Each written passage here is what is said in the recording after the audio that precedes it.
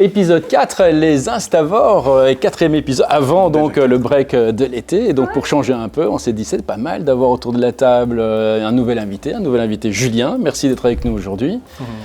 Julien, t'es pas mal sur les réseaux sociaux. T'as une belle chaîne YouTube, t'as du TikTok, vous êtes bien suivis toi et ton frère. Vous êtes les seuls à avoir été identifiés en Belgique par... McFly et Carlito, c'est quand même quelque chose. Quand même. Ils nous ont jugés et jugés drôles, donc bon, voilà, on prend le compliment, il n'y a pas de souci. On leur dit merci. Donc les Instavores, bon, en fait c'est un peu notre récré à nous, c'est-à-dire qu'on est fan évidemment des marques, on s'occupe des marques d'une manière générale, que ce soit chez MKKM ou chez Oxypress, donc avec différentes finalement types de prestations. Chez nous on est plutôt dans le monitoring et dans l'analyse de ce qui se dit dans les médias et dans les réseaux sociaux d'une manière générale pour effectivement écouter c'est quoi les tendances et comment les marques doivent évoluer dans un univers qui est intéressant. Et puis chez MKKM... En fait, nous, on va s'occuper de tout ce qui est la publication sur les réseaux sociaux de nos clients. Et donc, du coup, c'est tout ce qui va être Facebook, Instagram, tout ce qui est aussi TikTok, etc. Du coup, effectivement, je passe beaucoup de temps sur les réseaux sociaux et je consomme effectivement beaucoup quand même les réseaux. Le temps d'écran est conséquent. Je comprends. Une addict de plus. Ouais, voilà, c'est ça. Je suis pas si pire que ça finalement, ça va. Et donc le concept, en quelques mots, c'est de se dire, voilà, on a toutes ces marques qui sont là à attirer l'attention des publics, de nous amuser, parfois de nous décevoir aussi, il faut bien le dire. Mais ça, jusqu'à présent, on s'est bien retenu de dire quoi que ce soit. Et avec les Instavores, on est là pour les passer en revue, regarder un peu ce qui marche pas, quelles sont les tendances du moment, décoder aussi, quels sont les nouveaux codes, quels sont les types de contenus, les types de concepts qui fonctionnent plutôt bien ou moins bien. C'est vrai que c'est pas mal d'avoir une première réaction. Donc tu as passé des milliers de posts déjà en revue. Milliers, j'ai tellement travaillé. Mais donc, première impression, tu dis qu'il y a un décalage entre ce que tu as l'habitude de voir et finalement le mode opératoire des marques. Moi en tout cas, le truc qui m'a frappé en premier, et c'est peut-être déjà une petite pique, c'est que ça se voit que c'est pas géré par des gens qui peut-être connaissent leur public ou ce qu'ils veulent toucher comme public. Parfois tu comprends une initiative de on aimerait bien toucher ce public et dans le post en mode ouais mais ça marche pas trop. Et vu que on peut en parler parce que moi je mange ce contenu tous les jours, je vois un peu à quoi ils veulent ressembler, etc. Les marques se mettent peut-être pas au diapason de la génération Z. Ils essayent mais c'est pas encore tout à fait réussi. C'est important, c'est un beau pas vers nous, mais j'ai l'impression qu'il faut peut-être en contact avec plus de jeunes, peut-être pour avoir leur avis ou je sais pas trop. Ouais, ou les embarquer dans l'aventure. On parlait du GC tout à l'heure, faire rentrer peut-être. Ça marche très très bien parce que c'est vrai comme t'expliquais là tout de suite, il y a des marques qui vraiment se loupent mais ça en a limite un peu gênant. Donc on va passer à la météo Instagram, la météo des stats. Donc la première chose qu'il faut retenir, c'est qu'en termes de volume, on est plus ou moins flat, donc pas de grosse évolution sur la période, une petite baisse, tu as remarqué toi aussi, petite baisse, mais rien de spécial de ce côté-là. On avait remarqué une baisse de 23% de l'engagement la dernière fois. On était aux alentours de 800 000 personnes, ou en tout cas d'engagement, c'est-à-dire des likes, des commentaires, des partages, etc.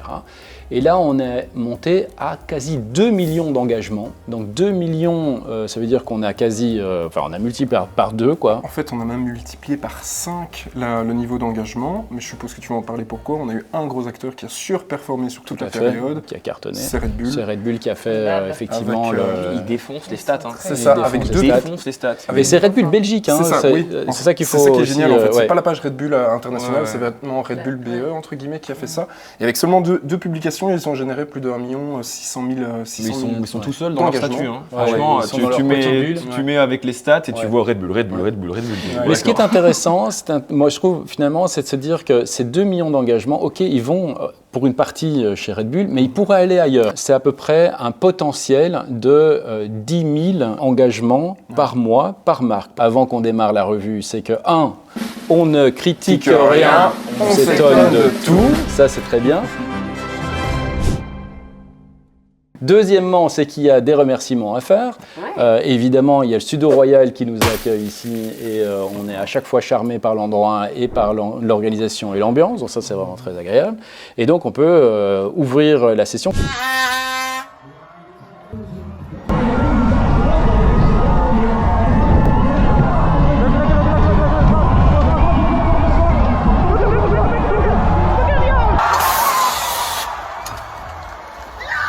Ce ce qui est super chouette avec cette publication Red Bull, c'est la deuxième qui a fait le plus d'engagement sur le mois, mais surtout en fait c'est une vraie publication 100% belge. Ça couvre un événement, le vélo Red Bull. C'était une sorte de petit concours où c'était à Courtrai, entre guillemets, sur le canal. Ils avaient mis une sorte de planche sur laquelle il fallait rouler en vélo sans tomber. Et en fait, ils ont géré vraiment la communication tout autour de ça. Il y a eu beaucoup d'influenceurs qui ont été invités pour participer, que ce soit au jury ou même pour participer. Par exemple, Wout van Aert, qui est ambassadeur Red Bull, qui a aussi repartagé les vidéos. Donc il y a vraiment une énorme communication autour de cet événement. Ils ont fait plus ou moins une trentaine de publications, mais cette vidéo vraiment en particulier, elle a vraiment bien performé. Donc c'est pas du au hasard, vraiment pas du au hasard, il y a de l'organisation derrière, c'est plus que le succès du contenu, c'est aussi le succès de ce qui a été fait avec le contenu, avec l'organisation, la mobilisation des... Et ce qui est super intéressant, c'est de voir qu'on arrive à toucher quasi un demi-million de personnes sur un événement qu'on pourrait dire un petit événement belge, entre guillemets, qui a réussi à avoir des engagements d'une marque à l'international carrément. Quoi. Je veux dire, Red Bull, c'est la marque qui est devenue un média. Bien sûr. Ils ont une com de dingue. Et puis honnêtement, ça se voit même dans les commentaires. Les commentaires sont aussi likés plus de 10 000 fois, là, ça se voit. Ça a vraiment cartonné.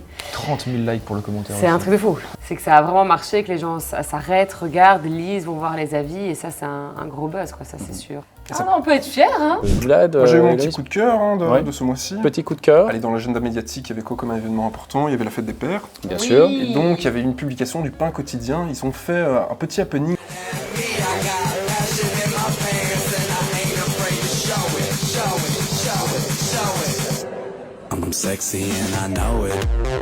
Le principe de quand on rentre dans un magasin, si on fait une petite danse, on peut avoir un produit gratuit.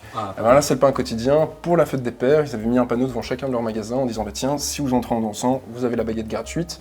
Et alors, ils ont filmé justement plein de clients qui sont rentrés, qui ont vu le panneau, qui ont commencé à danser. C'est super chouette à voir. Ça met vraiment les clients en avant, la bonne ambiance.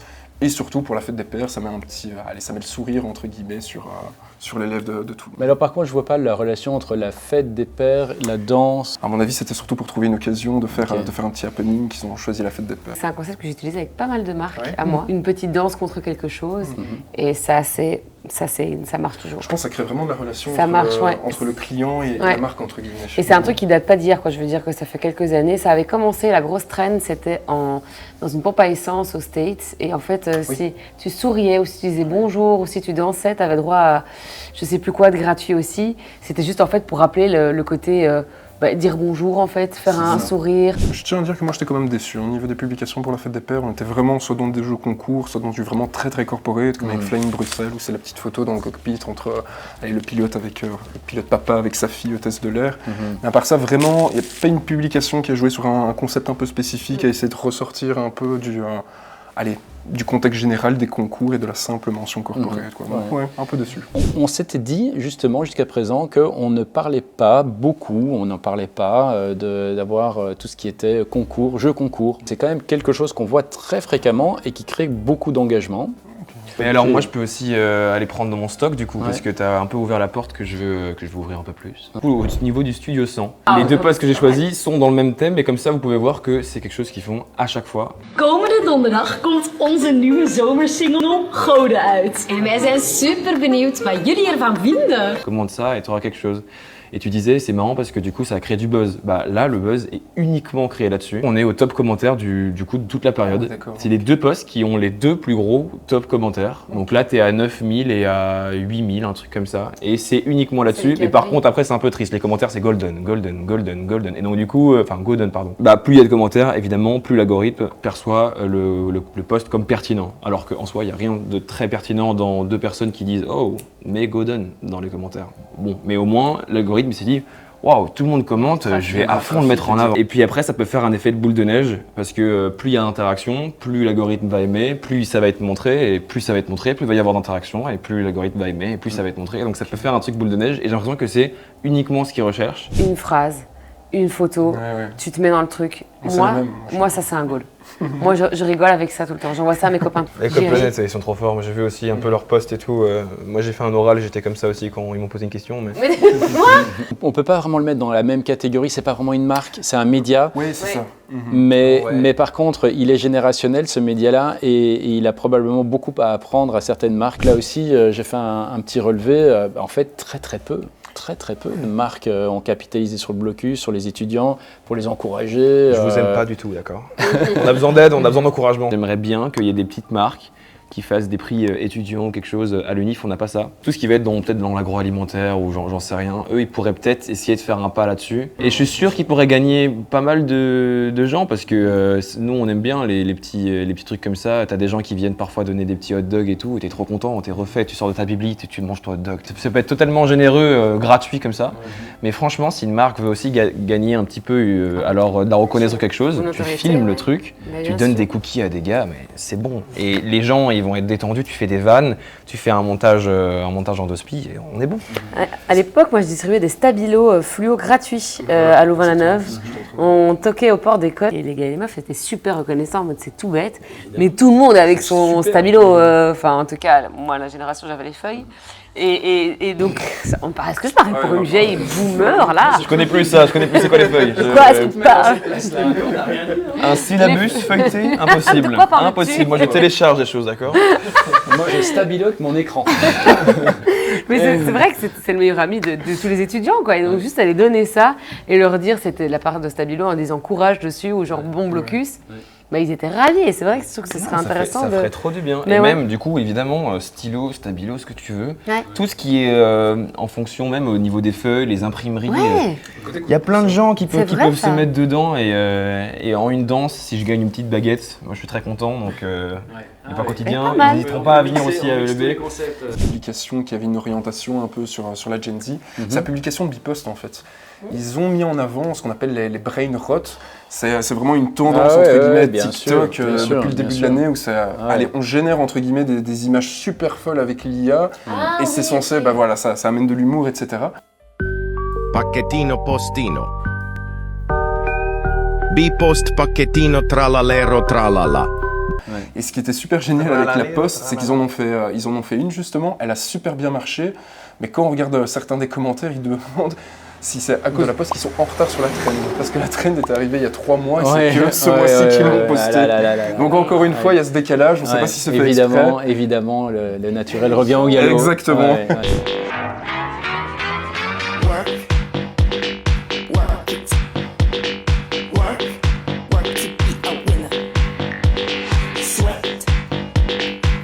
C'est simple, efficace et ça marche. Ça met le sourire, hein. Ça met le sourire, on est tous d'accord avec ça. C'est aussi une trend qui est utilisée sur pas mal de concepts en soi. Et je trouvais que Lidl Belgium, pour le coup, ils se positionnent au niveau com très très fort. Ils ont quand même réussi à vendre leurs claquettes et en faire un buzz, autant claquettes, chaussettes, baskets, lunettes de soleil et essuie. Donc moi je les trouve impressionnants. Est-ce que vous savez ce qu'est le Art Croissant? Le Art Croissant, je ne sais même pas si je veux savoir. Le Art Croissant, c'est Stella Artois qui a été sponsor justement de Roland Garros. Alors déjà, un gros bravo à Stella Artois qui a explosé tout en termes de volume et d'engagement ce mois-ci. Comme ils sont devenus sponsors officiels de Roland Garros, ils ont publié plus d'une 40aine de posts. Avec Maria Sharapova qui est la nouvelle ambassadrice. Ça a fait des très bons chiffres et beaucoup d'engagement. Et alors justement, pour toujours un peu remettre un peu de la fraîcheur au niveau de la marque et essayer d'aborder la marque sur un autre angle, ils ont créé ce qu'on appelle donc le Art Croissant. C'est une sorte de verre, donc de verre à bière, mais en forme de croissant, enfin pas en forme de croissant, en croissant qu'on peut manger. Et donc ils avaient organisé un événement à Roland-Garros où tu avais la possibilité, si tu veux, de avoir ton verre Art Croissant et pouvoir le manger. Mais enfin. Putain, c'est génial ça.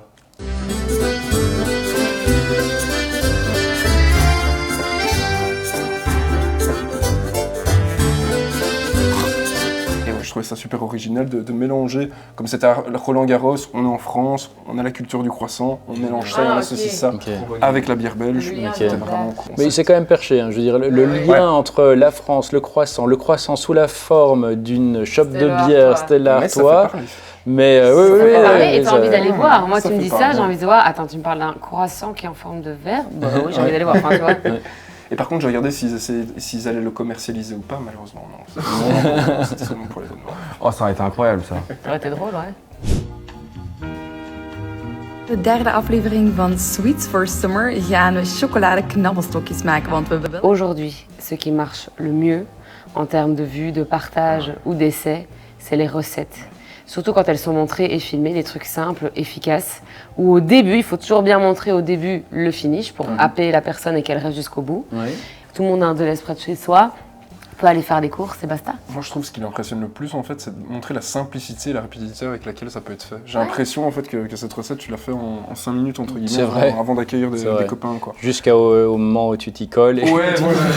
Et là, tu dis, mais Tu rates la pâte, et puis tu rates le truc, et puis là c'est bon. Là. Donc, C'est ce intéressant. 4e épisode ensemble, avec notre premier invité Julien. Encore un grand merci d'être avec nous. Tu nous rappelles peut-être sur YouTube, sur TikTok, c'est quoi les scores en ce moment? En ce moment, ça fait longtemps qu'on poste plus sur TikTok, mais on a quand même une belle base, je crois, de 80 000 ou 90 000 abonnés, 90 000. pardon. et allez, check ça. Abonnez-vous aux Instavoirs également. Non, sur TikTok, on avait quand même bien percé à ce moment-là. Je voulais vraiment. Les jeunes de nos jours et les écrans, c'est vraiment... insupportable. Je voulais vraiment. Et depuis que vous êtes passé avec McFly et Carlito, On était depuis très peu sur YouTube pour les formats un peu plus longs, que ce soit des vlogs, des concepts de musique ou quelque chose un peu plus produit avec montage, etc. On était passé de 700 abonnés qui étaient en gros nos potes et nos connaissances et quelques personnes qui étaient perdues apparemment. Et on est passé de ça à 6 ou 7 000 d'un coup comme ça avec, dans les 24 heures. C'était quand même assez marrant. En plus c'était giga inattendu donc, C'est un truc de donc dingue. très drôle. prendre 10 000 en 24 heures, c'est pas mal. C'était cool. Et puis on a eu des 15-20 000 vues sur des vidéos YouTube. Et franchement, sur des vidéos YouTube, c'est plus compliqué à avoir que sur TikTok. Ça crée toujours des petites sensations quand tu vois qu'il y a des chiffres qui marchent. Mais quel est le nom? Mais, Tant de suspense. En commentaire, on mettra certainement Voilà, les c'est liens. affiché juste là par le monteur. Qui est ravi d'ailleurs. Et ça, c'est mon Et Instagram. ici aussi d'ailleurs. Dès que ça pub et tout. Non, mais sinon, oui, ça marche un petit peu plus en ce moment avec Mafia Gâteau. On a fait une grosse pause pour les examens, évidemment, mais on revient avec des petits concepts. On se retrouve à la rentrée, hein, donc éditions qui continueront à être mouvementées et avec notre fameux adage « On ne critique rien, on s'étonne de tout ». D'ailleurs, si vous avez des contenus que vous avez trouvés super intéressants, n'hésitez pas à nous les balancer, qu'on puisse les reprendre. C'est ça qu'on attend aussi de vous pour que ce soit communautaire et qu'on puisse avoir des débats. Si vous voulez faire partie également de l'émission, vous nous laissez un petit message, on est ravis de vous accueillir. On sera à la rentrée, ce sera en septembre, avec finalement de nouveaux contenus, les contenus de l'été. On verra bien ce qui cartonnera pendant les mois de juillet et août. On vous souhaite tous et à toutes un très bel été. Des belles vacances. Des belles vacances. C'était le 4e épisode des Instavores, et le reste légendaire. Exactement. Et merci à tous et à très vite. Bon été tout le monde. Et bon été.